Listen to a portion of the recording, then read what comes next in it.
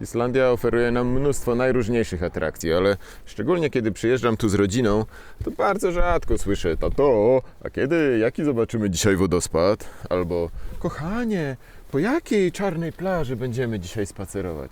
Nie, tak to nie ma. Natomiast bardzo często słyszę: tato, a gdzie się dzisiaj będziemy kąpać? Tak, Islandia to oczywiście kraj wodospadów, czarnych plaż, wulkanów, lodowców, najróżniejszych pięknych rzeczy. Ale dzień bez wizyty na gorącym źródełku i gorącym basenie To dzień stracony.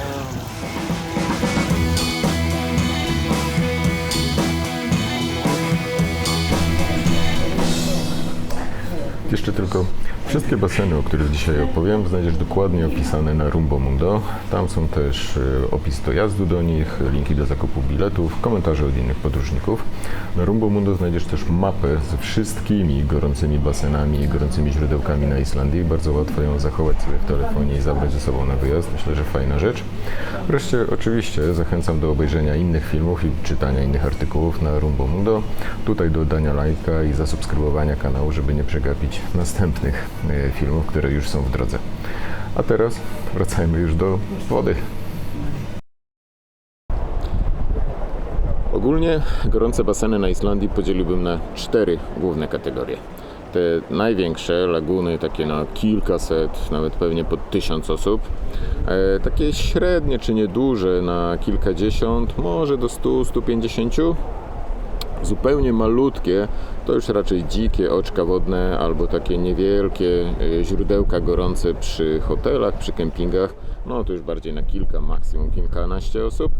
No i taka oddzielna kategoria czwarta, te islandzkie osiry, baseny gminne i miejskie, które rzeczywiście działają według trochę innych zasad.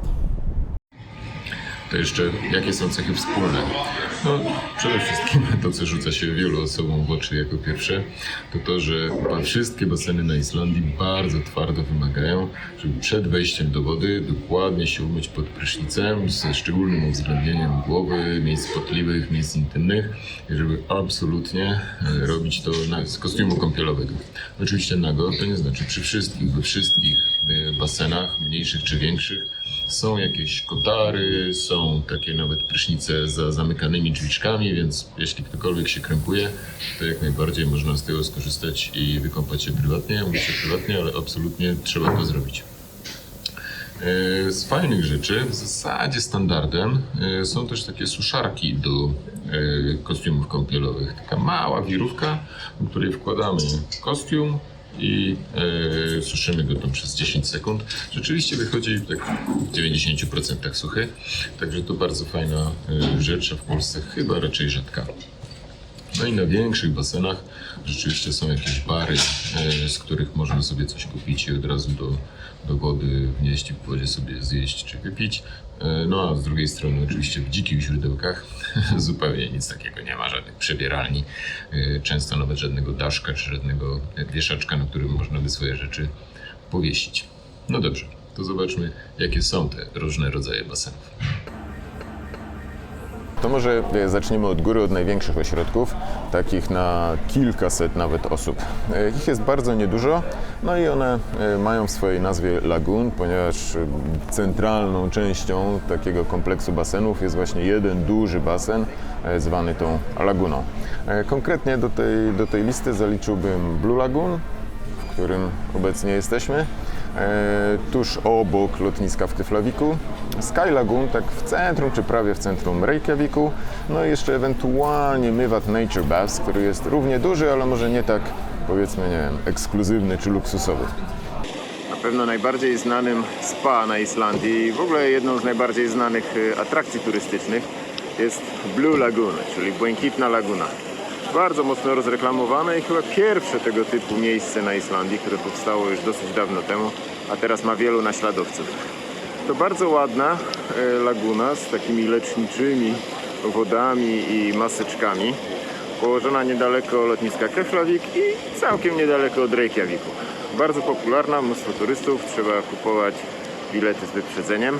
No ale w zamian za to dostajemy wstęp do rzeczywiście bardzo ładnej laguny, ślicznie położonej tutaj między tymi wulkanicznymi skałami na wielkim polu lawy, które no teraz przez te opary go nie widać, ale kiedy się tu przyjeżdża, widać się bardzo wyraźnie.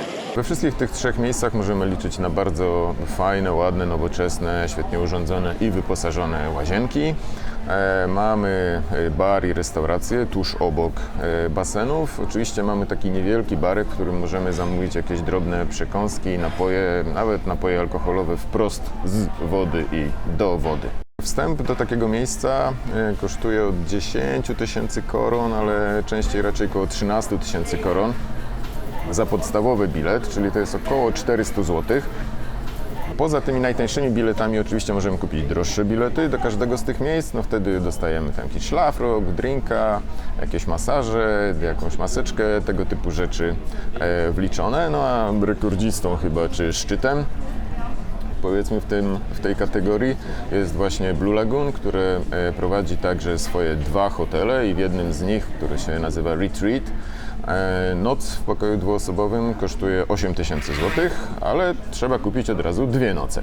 No ale za te pieniądze wstęp do prywatnej w ogóle części laguny mamy już gratis, czy mamy wliczony. W tej grupie jest niewiele spa, niewiele basenów, więc oczywiście najlepiej byłoby je odwiedzić je wszystkie.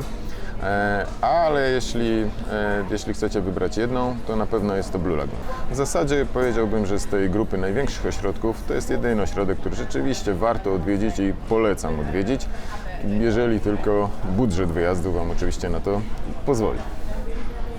Druga grupa tych gorących basenów to takie mniejsze spa na kilkadziesiąt osób, takie jak Forest Lagoon w Akureyri, Leugarvat Fontana w Złotym Kręgu, GOC w Husaviku, Vågbath w Egilsstadir, no i Krauma Spa i Hvamsvik Hot Springs na północ od Reykjaviku. Wstęp do nich zwykle kosztuje około 7 tysięcy koron, czyli trochę ponad 200 zł, a zarazem o połowę mniej niż do Blue Lagoon czy Sky Lagoon, a oferowana jakość jest nawet lepsza. Szatnie i prysznice są absolutnie bez zarzutu, ślicznie urządzone, świetnie utrzymane. Do dyspozycji czasem mamy jeden duży basen, taką lagunę, ale zawsze też 2, 3, nawet 4 mniejsze baseny, zwykle z wyższą temperaturą wody. W tej lagunie czy w głównym basenie to zwykle będzie 38 stopni, w mniejszych trochę cieplej, do 40, może nawet 42. Do dyspozycji jak najbardziej mamy także bar i restauracje, z których można skorzystać na zewnątrz przed wejściem, czy lepiej może po wyjściu, ale szczególnie z baru, także można skorzystać wprost z basenu i w basenie, w wodzie sobie popijać, cokolwiek tam sobie postanowiliśmy kupić. Naprawdę jest tu o wiele milej, jest taka atmosfera relaksu, nawet jeśli nie jest zupełnie pusto, to jest spokojnie i cicho. Bardzo fajne miejsca i naprawdę trudno mi wyznaczyć powiedzmy jedno, które jest najlepsze albo jedno, które warto odwiedzić. Naprawdę moim zdaniem to są te najfajniejsze i warto odwiedzić jak najwięcej z nich. Jeżeli chcecie poznać czy zażyć tak odrobinę czegoś na kształt bycia w dzikim źródełku, ale jednak z fajną łazienką, prysznicami, szatnią, zapleczem, restauracją, no to na pewno Hvamsvik Hot Springs polecam. Dla osób podróżujących z dziećmi, całymi rodzinami, myślę, że Leugarvat Fontana na Złotym Kręgu jest najfajniejsza. No takim all-rounderem, że tak powiem, być może to miejsce przy Akureyri, Forest Lagoon, jest takie najfajniejsze, bo wszystko łączy po trochu. No i ma tu jeden taki większy basen, taką większą lagunę. Oczywiście jest bardzo ładnie wykonane. No a jeśli tylko po prostu interesuje Was siedzenie tak trochę bardziej w stylu spa w basenach, które nie usiłują być jakoś naturalne, ale są bardzo ładnie wykonane i rzeczywiście takie w zasadzie luksusowe, no to Krauma Spa, czy też Kroima Spa, też na północ od Reykjaviku, bardzo fajne miejsce.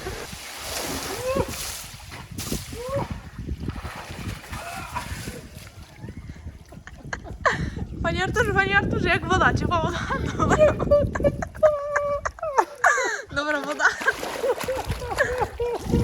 Bardzo fajne miejsce, ale tak naprawdę to trudno jedno z nich wyróżnić, wszystkie są super mega. A jeżeli koniecznie miałbym wskazać jedno, jedyne takie miejsce, No, to chyba może Hvammsvik Hot Springs. Rzeczywiście naturalność tego miejsca i takie wkomponowanie piękne w naturę faktycznie robi super robotę, ale naprawdę wszystkie one są świetne.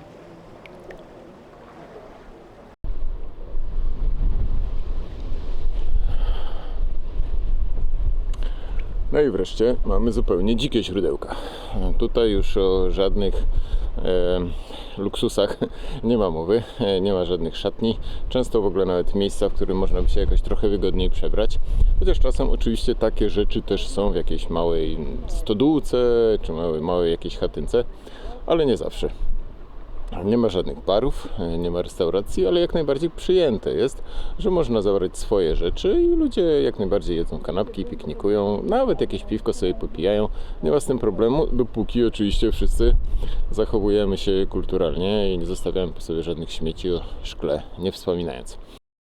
Na mapie na Rumbomundo jest takich miejsc w Islandii niemal 30, ale można by ich zaznaczyć nawet więcej. Najwięcej jest takie zupełnie malutkich, często przydomowych, jak tych przy Volcano Huts czy Lagerfeld. Wiele hoteli, schronisk, pensjonatów i kempingów ma też swoje własne jacuzzi czy małe źródełko dla gości i to też jest fajne, to też jest okej. Z takich dzikich miejsc na pewno dalekim numerem 1 jest Askia, bo to po prostu możliwość kąpieli w dzikim wulkanie, po prostu w kraterze wulkanu. No ale ona jest mało dostępna, bo nawet latem może tam spaść śnieg i zejście może być niebezpieczne, więc po prostu trudno jest się tam dostać. Poza tym słynne jest Hruni, no ale Hruni już nie jest takie dzikie i nie jest taką ukrytą perełką, tylko wszyscy o nim wiedzą. Są dosyć fajne szatnie. No i jest jakby biletowany wstęp. No i chyba najciekawszy jest Reykjadalur. Chociaż jest zupełnie dzikie, ale jest takie dosyć duże. To jest dosyć duży strumień w dolinie, w którym możemy sobie usiąść wyżej i mamy cieplej, albo trochę niżej w tym strumieniu i wtedy mamy chłodniej. Kapitalne miejsce. Bardzo polecam, szczególnie jeśli nie straszny Wam mniej więcej godzinny trekking do tego miejsca. No i finalnie mamy grupę takich basenów miejsko-szkolnych. Tu zawsze, albo prawie zawsze, mamy taki zwyczajny 25-metrowy basen pływacki, taki lekko ciepły i kilka mniejszych, gorących baseników. Takich basenów jest na Islandii naprawdę dużo. Na mapie Rumbomundo znajdziesz ich ponad 60 rozsianych wokół całej wyspy. Gdziekolwiek jesteście, w Google Maps wystarczy wpisać swimming pool albo Sundlaugar, żeby znaleźć najbliższy. Szatnie, prysznice czy kasy naprawdę mocno przypominają polskie osiry. Nie starają się być ekskluzywne, raczej mają być po prostu funkcjonalne i czyste. Utrzymane są nieźle, ale bez przesady. Wstęp na taki basen jest dość tani. Zwykle to tylko około 1000 do 1500 koron, czyli 30 do 50 zł, ale wadą z perspektywy turysty są godziny pracy. Baseny często zamykają się już około 19, niektóre w ogóle nie pracują w niedzielę, no i ogólnie są dopasowane do lokalnych mieszkańców, a nie do turystów.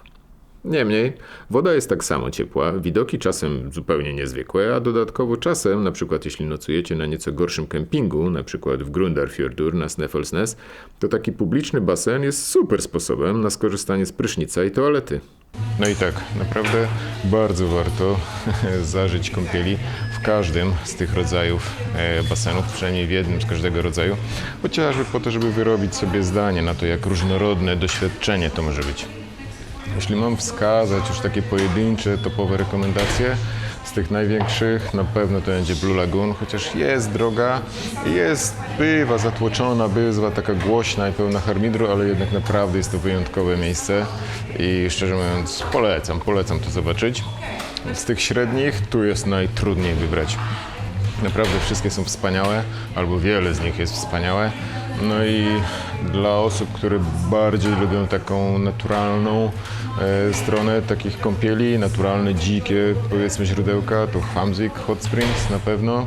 Dla osób z dziećmi Laugarvatn, Fontana. Myślę, że taki all around, być może najfajniejszy jest rzeczywiście albo Forest Lagoon koło Akureyri, jeśli lubicie takie większe baseny, albo Kroima Spa na północ od Reykjaviku, jeśli małe i takie nie naturalne, powiedzmy, bardzo luksusowe, bardzo fajnie wykonane, ale jednak nie naturalne baseny to jest wasza rzecz. Z tych najmniejszych, z takich dzikich, naprawdę stricte naturalnych, no oczywiście numerem 1 na pewno jest Askia. i kąpiel w wulkanie, no ale ona jest naprawdę trudno dostępna i rzadko jest dostępna. Nawet latem potrafi tam spaść śnieg. No a poza tym, tak szczerze, to najbardziej polecam gorący strumień Reykjadalur, bo tam jest naprawdę najfajniej, jest dużo przestrzeni, można sobie pójść na wygodny piknik, nawet jeśli jest dużo ludzi, to i tak każdy znajdzie fajne miejsce dla siebie. Ale oczywiście z tych mniejszych źródełek, takich maluteńkich, też warto skorzystać, o ile traficie tam, jak będziecie rzeczywiście sami, no bo tam rzeczywiście to często są źródełka, w których już 5 osób to tłok. No a z basenów miejskich, tych takich powiedzmy osirowych, na pewno totalnie bezkonkurencyjny i to szczególnie dla osób z dziećmi jest Laugardalslaug w Reykjaviku. Tam rzeczywiście można się wybawić strasznie. Natomiast może, że tak powiem, nie dla rodzin z dziećmi, ale dla wszystkich innych, to wszystkie pozostałe te baseny osirowe są bardzo podobne do siebie i bardzo, bardzo fajne. Ale nie wszystko złoto, co się świeci, więc teraz kilka gorzkich ostrzeżeń. Nie ma chyba basenu, który byłby jednocześnie stary, drogi i zatłoczony, ale jest trochę takich, które całkiem niefajnie łączą co najmniej dwie z tych wad. Pierwsze takie miejsce na mojej antyliście to Sky Lagoon. Nowoczesny i w sumie bardzo ładny ośrodek, jest niestety drogi, najtańszy bilet to prawie 400 zł, raczej zatłoczony, a nie oferuje nic specjalnego. Ściany skalne są faktycznie ładne, ale widok na Reykjavik na pewno nie powala. W środku jest zwykle tłoczno, głośno i w zasadzie nie ma tu nic wyróżniającego się, a ten rytuał 7 kroków, z którego Sky robi tak dużą rzecz, naprawdę nie jest niczym wyjątkowym i w sumie w innych miejscach jest za darmo. Na pewno każde z polecanych przeze mnie wcześniej miejsc jest znacznie ciekawsze. Ostrzegam też przed Secret Lagoon w Złotym Kręgu. To miejsce nie ma w sobie nic z sekretu, a oryginalna islandzka nazwa Gamla Laugin, czyli Stara Laguna, bo to najstarszy publicznie dostępny basen na wyspie, znacznie lepiej oddaje jego charakter. Mamy tu jeden dość zwyczajny, spory basen. Laguna to chyba przesadnie optymistyczne określenie i niemal zawsze mnóstwo ludzi, bo to element wielu autokarowych wycieczek po Złotym Kręgu. Chyba jego jedyną zaletą jest względnie niska cena wstępu, 4200 koron, czyli około 125 zł, ale chociażby Laugardalslaug czy Hofsós są jeszcze o połowę tańsze, a naprawdę fajniejsze, więc naprawdę nie warto. Podobnie Mywat Nature Baths. Wbrew ich hasłu to nie jest Blue Lagoon Północy. Basen jest już starawy, średnio ładny i średnio utrzymany. Nie bardzo drogi, 7000 koron, około 220 zł za wstęp, ale prawie zawsze zatłoczony. Jeśli chcesz się poczuć jak na all inclusive w Turcji, to jest to niezłe miejsce, podobnie jak poprzednie Secret Lagoon, ale w przeciwnym wypadku pobliskie GeoSea w Husaviku, nieco dalsze Forest Lagoon w Akureyri czy Vog Baths w Egilstadir są w tej samej cenie, a o niebo fajniejsze, więc Mywat Nature Baths raczej unikamy. Finalne ostrzeżenie to Seljavatn-Laug. Ostrzegam, bo basen jest dość fotogeniczny i w mediach społecznościowych potrafi wyglądać jak milion monet, ale w rzeczywistości to ruina. Miejsce jest średnio czyste, woda nie jest gorąca, a nawet nie za bardzo ciepła. Spacer z parkingu też nie jest jakiś atrakcyjny i na żywo naprawdę nie wygląda to tak bajecznie jak na niektórych fotkach.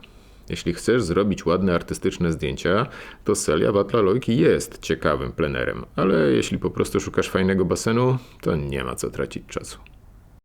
No i tak, przyjeżdżając na Islandię naprawdę trzeba koniecznie skorzystać przynajmniej z jednego gorącego basenu, a tak szczerze to bardziej z 5.